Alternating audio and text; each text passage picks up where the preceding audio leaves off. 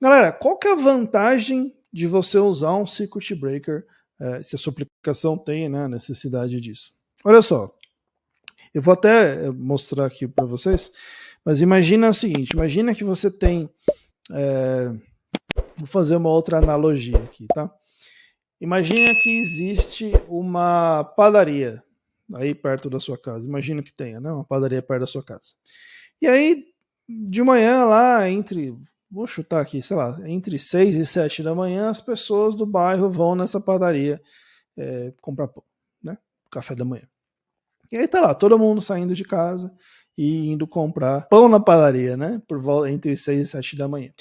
Só que imagina que num dado dia o forno quebrou, né? Chegaram lá de manhã, o forno tinha quebrado e deu 6 da manhã, 6h15, 6h30, 7 horas e não tinha ainda arrumado o forno, não estava saindo pão, né? Então o que acontece? Todos os moradores do seu bairro saíram em direção àquela padaria e deram com a cara na porta, quer dizer, a padaria estava até aberta, mas não havia pão. Então as pessoas que foram lá atrás de pão voltaram para casa sem pão. Agora imagina que tivesse um mecanismo, por exemplo, sei lá, um SMS que chegasse no celular dos clientes daquela padaria falando, olha, não adianta vir para cá hoje porque não há pão, né? Não fizemos pão, estamos com um problema aqui, não temos pão hoje. Isso, primeira coisa, evitaria que você desse uma viagem perdida até aquela padaria. Isso talvez abrisse a possibilidade de você tentar alguma outra padaria da região, ou que você tentasse alguma outra opção de café da manhã. Ao saber que não adianta você ir naquela padaria porque não há pão, você poderia fazer alguma outra coisa que não seja ir até aquela padaria e dar com a cara na porta. E aí, talvez depois disso, ir para outro lugar, ou pior ainda, talvez formar uma fila na frente da padaria das pessoas esperando, será que vai ter pão? Mesmo que, enfim, tenha um problema. Vocês entenderam o contexto, né, gente? E aí o que tem a ver a padaria com essa história? Porque imagina o seguinte, imagina que você tem lá um serviço que ele está com um problema. Né? Você está tentando acessar aquele serviço e ele, por exemplo, é um serviço que acessa um banco de dados e ele não está conseguindo acessar aquele banco de dados. E aí o que acontece? Por não estar conseguindo acessar, ele te devolve um erro. E aí todas as requisições que estão vindo naquele serviço, espera lá um pouquinho, dá um erro, espera um pouquinho, dá um erro, espera um pouquinho, dá um erro. Se eu estou numa condição em que aquele serviço realmente está com um problema, realmente está fora do ar, e pelo contexto aqui não é algo que vai se resolver rapidamente, por que não criar algum mecanismo que já de cara avise a todo mundo que estiver chegando nesse serviço, olha, estou com um problema, não vou poder atender vocês. O Circuit Breaker, ele é muito parecido com essa situação. Eu acho que ele fica bem visível, né, bem evidente, quando a gente fala de timeout, por exemplo. Então, imagina um serviço que ele tem um timeout de 3 segundos e todas as requisições estão tomando timeout. Timeout, timeout. Toda requisição chega, espera 3 segundos, timeout. Chega, 3 segundos, timeout. Chega, 3 segundos, timeout.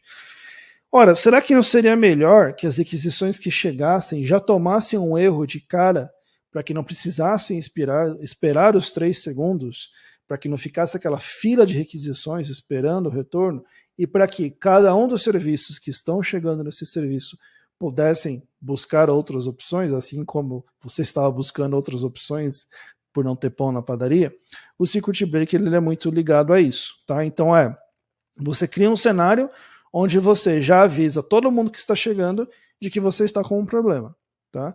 E aí você tem umas verificações de tempos em tempos para ver se a situação normalizou ou não.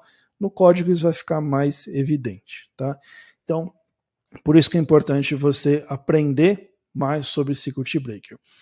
E a vantagem de você usar Circuit Breaker é exatamente isso que eu falei da questão da fila, por exemplo, né? Se existe um timeout, não tem por que eu ficar represando várias requisições que estão chegando aqui, esperando dar o timeout para que então elas vejam que tem um problema, se eu já sei que eu tenho um problema.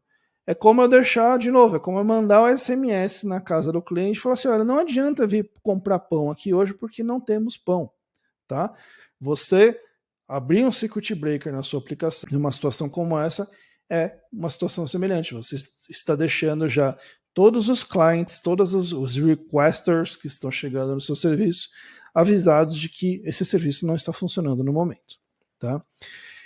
Então, assim, e aí alguns podem perguntar, legal, entendi, tá, mas não quero, né?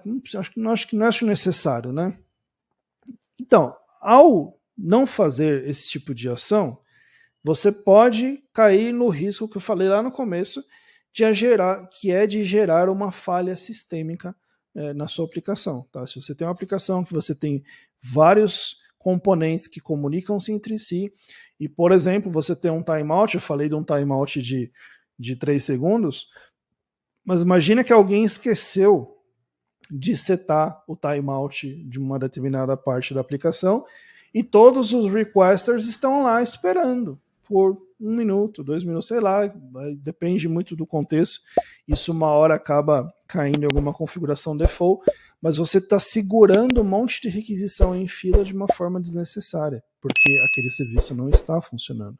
Se esse vídeo foi útil para você, você pode ver a versão completa no primeiro link que está aqui na descrição. E se esse é um tipo de assunto que te interessa, me segue aqui para mais conteúdos como esse. Valeu!